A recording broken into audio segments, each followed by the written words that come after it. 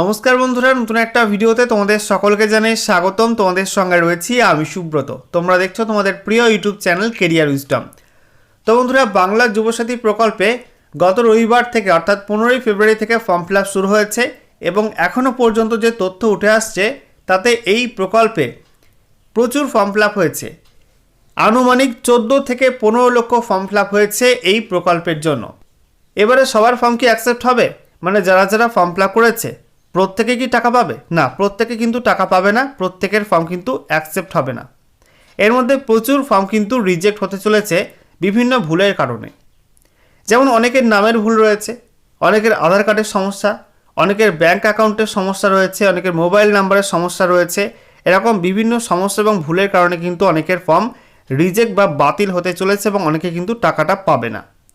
তো আজকের ভিডিওতে এই ফর্ম ফিল আপের ভুল নিয়ে আলোচনা করব। এমন 15টা ভুল তোমাদেরকে দেখিয়ে দেবো, সেই ভুলগুলো করলে তোমাদের কিন্তু টাকা পেতে সমস্যা হতে পারে, ফর্ম রিজেক্ট হতে পারে। তো আজকের ভিডিওতে তোমরা পরপর জানতে পারবে যে কি কি ভুল করা চলবে না, এই ভুলগুলো করলে সমস্যা রয়েছে আগামীতে। তো ভিডিওটা ভালো লাগলে অবশ্যই তোমরা শেয়ার করে দিও, অবশ্যই ভিডিওটাকে লাইক করে দিও। আর সেই সঙ্গে নতুন দর্শক হয়ে থাকলে এবং গুরুত্বপূর্ণ আপডেট পাওয়ার জন্য চ্যানেলটাকে সাবস্ক্রাইব করে নিয়ে পাশে থাকা বেল আইকনে ক্লিক করে অল নোটিফিকেশন অপশানটাকে অন করে রাখবে। লেটেস্ট আপডেট তোমরা সবার প্রথমে পেয়ে যাবে। আর ভিডিওটা তোমরা এই মুহূর্তে কোন জেলা থেকে দেখছো অবশ্যই তোমাদের জেলার নামটা কমেন্টে লিখে জানিও, তাহলে তোমাদের জেলাভিত্তিক কোনো আপডেট আসলে অবশ্যই তোমাদেরকে জানাবো। তো দেখতে পাচ্ছ বন্ধুরা, যুবসাথী প্রকল্পের অফলাইন ফর্ম। আজকের ভিডিওতে অফলাইন ফর্মের ফর্ম ফিল আপে ভুল নিয়ে আলোচনা করব, কারণ বেশি সংখ্যক মানুষ কিন্তু অফলাইনেই ফর্ম ফিল আপ করেছে। এখনও পর্যন্ত যে তথ্য আমাদের সামনে উঠে এসছে তাতে 13 লক্ষ প্লাস ফর্ম ফিল আপ কিন্তু হয়েছে অফলাইনে ক্যাম্পে গিয়ে, ঠিক আছে। অনলাইনে কিন্তু কম হয়েছে। তো দেখতে পাচ্ছ এই যে অফিসিয়াল ফর্ম দেওয়া হয়েছে রাজ্য সরকারের তরফ থেকে, এখানে বেশ কিছু কিন্তু ইনস্ট্রাকশন ছিল। সেই ইনস্ট্রাকশনগুলো ভুল করলে কিন্তু তোমাদের ফর্মটা রিজেক্ট হতে পারে। প্রথমত এখানে কিন্তু বলে দেওয়া হয়েছে যে তোমাদের ইংরাজি বড় হাতের অক্ষরে ফর্মটা পূরণ করতে হবে। এবারে এই ফর্ম যদি কেউ ছোটো হাতের অক্ষরে ফিল আপ করে, বড় হাতের অক্ষরে ফিল আপ না করে ছোটো হাতের অক্ষরে ফিল আপ করে, তাহলে কিন্তু ফর্মটা বাতিল হওয়ার সম্ভাবনা রয়েছে। এর সঙ্গে দেখো আরও একটা পয়েন্ট এখানে বলা হয়েছে, প্রযোজ্য ক্ষেত্রে টিক চিহ্ন দিন। এখানে এই অ্যাপ্লিকেশন ফর্মটার মধ্যে বেশ কিছু অপশান রয়েছে যেখানে টিক মার্ক করতে হবে। তোমাদেরকে দেখিয়ে দিচ্ছি, এখানে দেখতে পাচ্ছ জেন্ডার রয়েছে, অপশান মেল, ফিমেল, আদার। তিনটির মধ্যে যে কোনো একটাতে টিক মার্ক করতে হবে। যদি কোনো ক্যান্ডিডেট তিনটি অপশানই ছেড়ে দেয়, কোনোটাই টিক মার্ক না করে, তাহলে কিন্তু ফর্মটা ইনকমপ্লিট হবে এবং ফর্মটা কিন্তু রিজেক্ট হওয়ার সম্ভাবনা থাকছে, ঠিক আছে। এরকম আরও অপশান রয়েছে।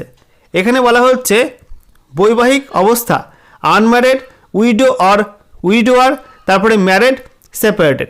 এখানেও কিন্তু যেটা হবে সেটা কিন্তু টিকমার্ক করতে হবে। যদি অবিবাহিত হয়ে থাকে তাহলে কিন্তু অবিবাহিতর ঘরে টিকমার্ক করতে হবে, বিবাহিত হয়ে থাকলে বিবাহিতর ঘরে টিকমার্ক করতে হবে। এখানে যদি কেউ ফাঁকা রেখে দেয়, ইনকমপ্লিট করে, সেক্ষেত্রে কিন্তু ফর্মটা রিজেক্ট হওয়ার সম্ভাবনা রয়েছে। এবারে দেখব ফটোর বিষয়। দেখো ফটোর এখানে কি বলা হয়েছে, বলা হচ্ছে colour passport size photo, paste here and sign in upper white portion. অর্থাৎ এখানে একটা ফটো লাগাতে বলেছে, কালার পাসপোর্ট সাইজ ফটো, ঠিক আছে। সেই ফটো তোমাদের লাগাতে হবে। যদি কেউ এখানে সাদা কালো ফটো লাগায় তাহলে কিন্তু ফর্মটা রিজেক্ট হওয়ার সম্ভাবনা রয়েছে, যেহেতু এখানে বলা হয়েছে কালার ফটো লাগাতে হবে এবং পাসপোর্ট সাইজ ফটো, ঠিক আছে। তাই কালার ফটো লাগাতে হবে, সাদা কালো ফটো লাগালে কিন্তু হবে না। এবারে এই পাসপোর্ট সাইজের জায়গায় যদি কেউ ছোট্ট একটা ফটো দেয়, স্ট্যাম্প সাইজের ফটো, ছোট্ট মতো একটা ফটো দেয়, ঠিক আছে, তাহলে কিন্তু সেই ফর্মটাও একটা ঠিকঠাক ফর্ম ফিল আপ হবে না, সেখানেও কিন্তু সমস্যা হতে পারে ফর্ম ফিল আপে, ঠিক আছে। এছাড়া এখানে সই করতে বলা হয়েছে আপার হোয়াইট পোর্শন, অর্থাৎ এই যে ফটো লাগানোর জায়গা তার ওপরে এই যে ফাঁকা সাদা অংশ রয়েছে এখানে কিন্তু সই করতে হবে। এবার এখানে যদি সই না করে সেক্ষেত্রে কিন্তু ফর্মটা রিজেক্ট হওয়ার একটা সম্ভাবনা থাকছে, ঠিক আছে। এবার অনেকে কি করছে, এই ফটোর ওপর দিয়ে সই করছে, ঠিক আছে, ফটোর ওপর দিয়ে এই জায়গাটায় সই করছে। সেক্ষেত্রে কিন্তু কোনো সমস্যা নেই, সই কিন্তু করতে হবে, সই না করলেই সমস্যা, ঠিক আছে। এছাড়া বন্ধুরা, যদি কেউ সই করতে গিয়ে ফটোটা একটু ছিন্ন ভিন্ন করে ফেলে, মানে সাপোজ এখানে কেউ নিজের ফটোটা লাগালো, এবার এখানে সই করতে গেল ফটোর ওপর দিয়ে, সই করতে গিয়ে কারোর মুখটা ঢেকে গেল, ঠিক আছে, মুখের ওপর দিয়ে সই করে ফেললো, এই গলার পোর্শন এখান দিয়ে সই করে ফেললো, তাহলে কিন্তু এই ফটোটা বোঝা যাবে না, পরিষ্কার কিন্তু ফটো বোঝা যাবে না। এক্ষেত্রে কিন্তু তোমাদের পরবর্তী ক্ষেত্রে সমস্যা হতে পারে, ফর্ম কিন্তু রিজেক্ট হওয়ার একটা সম্ভাবনা থাকছে। এরকম কিন্তু সমস্যাগুলো হতে পারে। এরপর দেখো এখানে যে আধার নাম্বারের জায়গাটা রয়েছে, আধার নাম্বারের জায়গায় কিন্তু অবশ্যই তোমাদের সঠিক আধার নাম্বার দিতে হবে। আধার নাম্বার ভুল করলে ফর্ম ফিল আপের সময় আধার নাম্বার ভুল করলে কিন্তু টাকা পাওয়া যাবে না। কারণ এখন বিভিন্ন প্রকল্পের টাকা কিন্তু ডিবিটির মাধ্যমে দেওয়া হয়, অর্থাৎ আধার লিঙ্ক ব্যাঙ্ক অ্যাকাউন্টের মাধ্যমে কিন্তু সরাসরি ব্যাঙ্ক অ্যাকাউন্টে সরকার টাকাটা পাঠিয়ে দেবে। ঠিক আছে, এবার তুমি যদি আধার নাম্বারটাই ভুল করো তাহলে কিন্তু ফর্ম অটোমেটিক্যালি রিজেক্ট হবে। এরপর দেখো তোমাদের এখানে বলা হয়েছে বেনিফিশিয়ারি নেম, অর্থাৎ তোমাদের নাম লিখতে হবে মাধ্যমিকের সার্টিফিকেট বা মাধ্যমিকের মার্কশিট অনুযায়ী। সেই নামটা যদি তোমরা এখানে ভুল করো সেক্ষেত্রে কিন্তু ফর্মটা রিজেক্ট হওয়ার সম্ভাবনা রয়েছে, কারণ নামই যদি ভুল হয় তাহলে কিন্তু আধিকারিকরা চেক করার সময় বুঝতে পারবেন না যে সঠিক ব্যক্তি না ভুল ব্যক্তি। ঠিক আছে, তো এটা কিন্তু অবশ্যই ঠিক করে ফর্ম ফিল আপ করতে হবে নামটা। নেক্সট, মোবাইল নাম্বারের ক্ষেত্রে কি বলা হয়েছে, মোবাইল নাম্বার ব্যাঙ্ক অ্যাকাউন্ট লিঙ্কযুক্ত। তোমাদের এমন একটা মোবাইল নাম্বার এখানে দিতে হবে যে মোবাইল নাম্বারটা তোমাদের ব্যাঙ্ক অ্যাকাউন্টের সঙ্গে লিঙ্ক রয়েছে, একই সঙ্গে সেটা কিন্তু আধার কার্ডের সঙ্গেও লিঙ্ক রয়েছে। ঠিক আছে, এমন একটা মোবাইল নাম্বার দেবে যেটা আধার কার্ড এবং ব্যাঙ্ক দুটোর সঙ্গেই লিঙ্ক রয়েছে। অন্য মোবাইল নাম্বার দিলে কিন্তু ফর্ম রিজেক্ট হওয়ার সম্ভাবনা রয়েছে।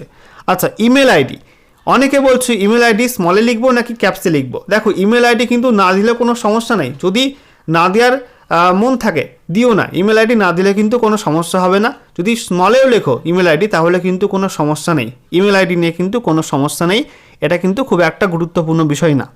আচ্ছা, এরপর দেখো তোমাদের এখানে date of birth, date of বার্থের ডেট মান্থ ইয়ার এই ফরম্যাটে ডেট অফ বার্থ লিখতে হবে এবং তোমাদের 1/4/2026 এই তারিখ অনুযায়ী তোমাদের বয়সটা হিসাব করে এখানে তোমাদের কত বছর বয়সটা লিখে দেবে। ঠিক আছে, এবার যদি কেউ ডেট অফ বার্থ ভুল করে তাহলে কিন্তু ফর্ম রিজেক্ট হওয়ার সম্ভাবনা আছে, কারণ এই প্রকল্পে একটা ক্রাইটেরিয়া রয়েছে যে 21 থেকে 40 বছর বয়সী যুবক যুবতীরা কিন্তু এই টাকাটা পাবে এই প্রকল্পের মাধ্যমে।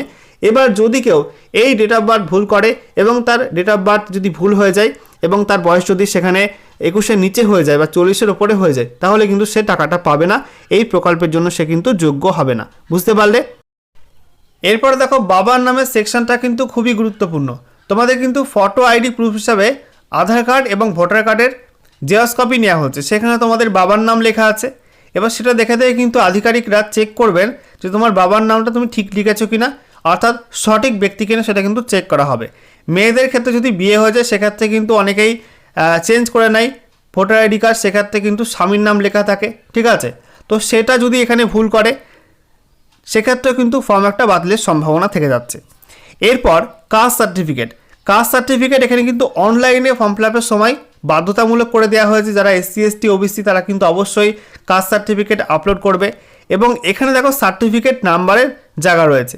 এবার এখানে যদি কেউ SC ST OBC প্রার্থী হয়ে থাকে এবং এখনকার যে লেটেস্ট যে কাস্ট সার্টিফিকেটগুলো পাওয়া যাচ্ছে অনলাইন মোডে ডিজিটালি সাইন্ড, সেই সার্টিফিকেট নাম্বার যদি না দেয়, অনেক পুরনো যুগের সার্টিফিকেট নাম্বার দেয়, তাহলে কিন্তু ফর্মটা রিজেক্ট হওয়ার একটা সম্ভাবনা থাকছে। এছাড়া এখানে যে অ্যাড্রেসের অপশানটা রয়েছে, এখানে যদি ছোটোখাটো কেউ ভুল করে সেক্ষেত্রে কিন্তু কোনো সমস্যা নেই, ফর্ম কিন্তু রিজেক্ট হবে না। অ্যাড্রেস ভুল করলে কিন্তু ফর্ম খুব একটা রিজেক্ট হবে না। ঠিক আছে, আচ্ছা এরপর দেখো এই জায়গাটা খুব গুরুত্বপূর্ণ, মাধ্যমিকের ডিটেলস। মাধ্যমিকের তোমাদের কোন বোর্ড থেকে পাস করেছো এখানে বোর্ডের নাম লিখতে হবে, তারপরে রোল এবং নাম্বার। ঠিক আছে, রোল নাম্বার কিন্তু পরপর একসঙ্গে লিখলে হবে না, দেখবেন মাধ্যমিকের অ্যাডমিট কার্ডে রয়েছে রোল, তার পাশে একটা হাইফেন দিয়ে নাম্বার রয়েছে, তো সেভাবে কিন্তু রোল এবং নাম্বারটা আলাদা আলাদা লিখতে হবে এবং কোন বছর পাস করেছো সার্টিফিকেট অনুযায়ী তোমরা লিখবে। ঠিক আছে, এখানে ভুল করলে কিন্তু সমস্যা রয়েছে, কারণ এই প্রকল্পের ক্ষেত্রে আরও একটা যোগ্যতা মান রয়েছে যে মাধ্যমিক পরীক্ষায় পাস করতে হবে। এবার তোমরা যদি মাধ্যমিকের ডিটেলসগুলো ভুলভাল দাও তাহলে কিন্তু ফর্মটা রিজেক্ট হয়ে যাবে। এরপরে দেখো শিক্ষাগত যোগ্যতা সর্বোচ্চ, এখানে অনেকে আছে যারা গ্র্যাজুয়েশন পাস করা, তারপরে মাস্টার ডিগ্রি করা, এরকম বিভিন্ন যোগ্যতা আছে। এবার এখানে যদি সে গ্র্যাজুয়েশন পাস করেও HS দেয় হায়েস্ট কোয়ালিফিকেশান, সেক্ষেত্রে কিন্তু কোনো সমস্যা নেই, বা এটা ভুল করলে কিন্তু কোনো সমস্যা হবে না, খুব একটা বড়সড় ভুল কিন্তু না এটা। ঠিক আছে, তবে মাধ্যমিকের ডিটেলগুলো কিন্তু ঠিকঠাক ফিল করতে হবে। আচ্ছা, এরপরে বর্তমান পেশা, এই যে অপশানটা রয়েছে বর্তমান পেশা, এই ঘরটা কিন্তু তোমাদের ফিল আপ করতে হবে বেকার, অর্থাৎ ইংরাজিতে কি হবে আনএমপ্লয়েড। ঠিক আছে, আমি ফর্ম ফিল আপে সমস্ত কিছু পরপর বুঝিয়ে বলে দিয়েছি এর আগে, সেই ভিডিওটা অবশ্যই তোমরা দেখে নিও, ডেসক্রিপশন বক্সে আমি লিঙ্ক দিয়ে দেবো, পরিষ্কার করে সেখানে বলে দিয়েছি কী কী লিখতে হবে কোথায় কী, তো সেটা দেখে নিয়ে ফর্ম ফিল আপ করবে, আশা করি কোনো সমস্যা হবে না। আচ্ছা, এখানে যদি এই পেশের জায়গায় কেউ লিখে ফেলে যে সে এমপ্লয়েড, সে চাকরি করে, তাহলে কিন্তু ফর্মটা রিজেক্ট হবে। যদি কেউ এমনটাও লেখে যে প্রাইভেট চাকরি করে, ঠিক আছে, প্রাইভেট এমপ্লয়ি, সেক্ষেত্রেও কিন্তু ফর্মটা রিজেক্ট হওয়ার সম্ভাবনা আছে, কারণ এটা কিন্তু একটা বেকার ভাতা মতো প্রকল্প, ঠিক আছে। এখানে শুধুমাত্র বেকারদেরই এই টাকাটা দেওয়া হবে। যদি সে প্রাইভেট কোম্পানিতেও চাকরি করে, সেক্ষেত্রে কিন্তু টাকা না পাওয়ার সম্ভাবনা প্রবল। চাকরি করলে কিন্তু এখানে সমস্যা রয়েছে। তাই যদি কেউ এখানে এমপ্লয়ি লেখে, ঠিক আছে, প্রাইভেট এমপ্লয়ি হোক বা এমপ্লয়েড লেখে, তাহলে কিন্তু সমস্যা। এছাড়া এখানে যদি কেউ স্টুডেন্ট লেখে, সেক্ষেত্রে কী হবে? সেক্ষেত্রে কিন্তু কোনো সমস্যা নেই। তবে আনএমপ্লয়েড এটা লেখায় কিন্তু বেস্ট, ঠিক আছে, বেকার, আনএমপ্লয়েড। আচ্ছা, এরপর এখানে বলা হয়েছে ব্যাঙ্ক অ্যাকাউন্টের ইনফরমেশান দিতে হবে, এবং যেটা বলা হচ্ছে ব্যাঙ্ক অ্যাকাউন্ট আধার কার্ডের সঙ্গে সংযুক্ত। তুমি এমন একটা ব্যাঙ্ক অ্যাকাউন্টের নাম্বার দিলে তোমার, যে অ্যাকাউন্টটা আধার কার্ডের সঙ্গে লিঙ্ক করা নেই, তাহলে কিন্তু তোমাদের ফর্মটা রিজেক্ট হবে, তুমি কিন্তু টাকাটা পাবে না। ব্যাঙ্ক অ্যাকাউন্ট কিন্তু খুবই গুরুত্বপূর্ণ। এছাড়া যদি কেউ এখানে ব্যাংকের নাম লিখতে গিয়ে ভুল করে, ব্রাঞ্চের নাম ভুল দেয়, ব্যাঙ্ক অ্যাকাউন্ট নাম্বার ভুল দেয়, আইএফএসসি কোড এখানে ভুল লেখে, তাহলে কিন্তু ফর্মটা রিজেক্ট হবে, তুমি কিন্তু টাকাটা পাবে না। আর একটা গুরুত্বপূর্ণ বিষয় রয়েছে, এখানে কিন্তু সিঙ্গেল অ্যাকাউন্টই তোমাদের দিতে হবে, জয়েন্ট অ্যাকাউন্ট দিলে কিন্তু হবে না। কারণ এর আগে প্রচুর এরকম কেস দেখা গেছে যে রাজ্য সরকারের বিভিন্ন প্রকল্পের ক্ষেত্রে জয়েন্ট অ্যাকাউন্ট দিয়ে ফর্ম ফিল আপ করেছে, সে কিন্তু টাকা পায়নি, ঠিক আছে। তো অবশ্যই কিন্তু সিঙ্গেল ব্যাঙ্ক অ্যাকাউন্ট দিয়ে তোমাদের ফর্ম ফিল আপ করতে হবে। জয়েন্ট ব্যাঙ্ক অ্যাকাউন্ট দিলে কিন্তু তুমি টাকা পাবে না, তোমাদের ফর্মটা কিন্তু রিজেক্ট হয়ে যাবে। আচ্ছা, এরপর দেখো আরও একটা ভাইটাল পয়েন্ট রয়েছে। এখানে বলা হচ্ছে অন্য কোনো সরকারি সাহায্য পান কিনা রাজ্য সরকারের প্রদত্ত শিক্ষাগত সুবিধা বা বৃত্তি ছাড়া। তো দেখো, এখানে রাজ্য সরকার যে স্কলারশিপগুলো দেয় শিক্ষা সংক্রান্ত, সেই স্কলারশিপ ছাড়া যদি অন্য কোনো প্রকল্পের টাকা পাও, তাহলে কিন্তু এখানে হ্যার পাশে ইএসের পাশের বক্সে টিকমার্ক করতে হবে, এবং এখানে তোমাদের দিতে হবে বিবরণ কোন প্রকল্পে তুমি টাকাটা পাও।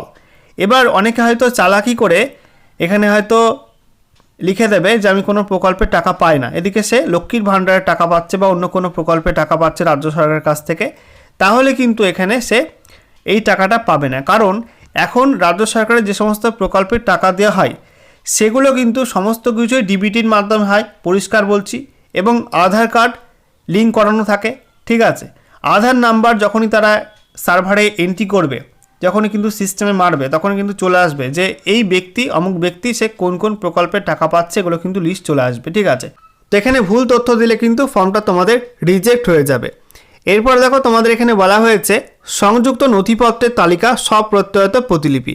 এখানে তোমাদের কী কী ডকুমেন্ট লাগবে সেগুলো কিন্তু পরপর লিস্ট যে আছে, বলা হচ্ছে মাধ্যমিক পাসের সার্টিফিকেট বা মার্কশিট, তারপরে মাধ্যমিকের অ্যাডমিট কার্ড, তারপরে তোমাদের আধার কার্ডের কপি, ভোটার কার্ডের কপি, ব্যাংকের অ্যাকাউন্টের বইয়ের প্রথম পাতা জেরক্স, সেই সঙ্গে তোমাদের এসসি এসটি ওবিসি প্রার্থী হয়ে থাকলে কাস্ট সার্টিফিকেট, এই সমস্ত ডকুমেন্টগুলো তোমাদের যদি সই করা না থাকে জেরক্স কপিতে, ঠিক আছে, সেলফ অ্যাটেস্টেড না করা থাকে, তাহলে কিন্তু ফর্মটা রিজেক্ট হয়ে যাওয়ার সম্ভাবনা আছে।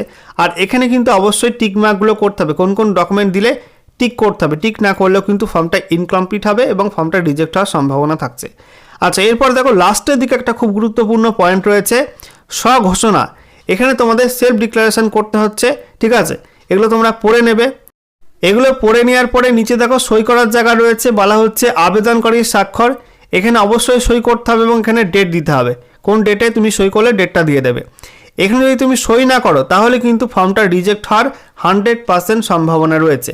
এখানে সই না করলে কিন্তু ফর্মটা পুরোপুরি ইনকমপ্লিট হবে, অর্থাৎ তুমি যে তথ্যগুলো দিয়েছো এখানে ফর্মের মধ্যে, সেই তথ্যগুলো কিন্তু কোনো স্বীকৃতি নেই, তুমি কিন্তু স্বীকৃতি দিচ্ছ না।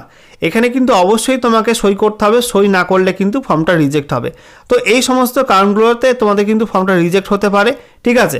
আচ্ছা, আর একটা বিষয়, অনেক জায়গায় শুনছি যে এই অ্যাকনোলেজমেন্ট স্লিপ কিন্তু অনেকে দিচ্ছে না, ঠিক আছে, এটা কিন্তু অবশ্যই চেয়ে নেবে, ঠিক আছে। কারণ এটা না চেলে কিন্তু তোমরা ভবিষ্যতে তোমরা অ্যাপ্লিকেশান ফর্মের স্ট্যাটাস চেক করতে পারবে না, যে তোমরা টাকা পাচ্ছ কি পাচ্ছ না, পাবে কি পাবে না, এগুলো কিন্তু স্ট্যাটাস তোমরা চেক করতে পারবে না। তো অবশ্যই এই অপশানগুলো তোমরা ফিল আপ করবে, যেটা তোমাদের ফিল আপ করার প্রয়োজন। এখানে আয়ের পাশে তোমাদের নাম লিখতে হবে, তারপরে তোমাদের এখানে তোমাদের বাবার নাম লিখতে হবে, ঠিক আছে। আর যদি এখানে বিবাহিত হয়ে থাকে কোনো মহিলা, সেক্ষেত্রে তার হাজব্যান্ডের নাম লিখতে হবে, ঠিক আছে, এবং ওয়াইফ এখানে টিকমার্ক করতে হবে। এছাড়া এখানে যেটা বলা হয়েছে অ্যাপ্লিকেশান কোন ডেটে করেছো সেই ডেটটা, তারপরে মোবাইল নাম্বার, আধার নাম্বার, এগুলো কিন্তু লিখতে হবে। তো বন্ধুরা, আশা করি তোমরা বিষয়টা বুঝতে পারলে এবং এই অ্যাকনলেজমেন্ট স্লিপ কিন্তু অবশ্যই তোমরা চেয়ে নেবে, এটা কিন্তু ভবিষ্যতে কাজে লাগবে। তো এছাড়া তোমাদের যদি কোনো সমস্যা থাকে তাহলে তোমরা কমেন্ট করতে পারো, আমি তোমাদের কমেন্টের হেল্প করে দেবো পরবর্তী ভিডিওর মাধ্যমে।